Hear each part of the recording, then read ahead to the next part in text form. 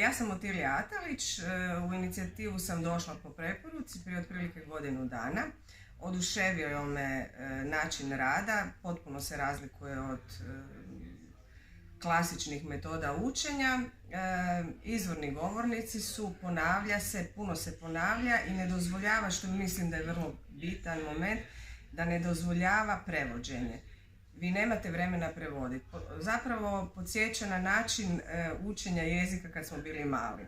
Dakle, roditelji su ispravljali nas, ponavljali za nama i na taj način smo usvojili jezik, ne razmišljajući o nekakvim prijevodima, naravno nismo imali na što prevoditi.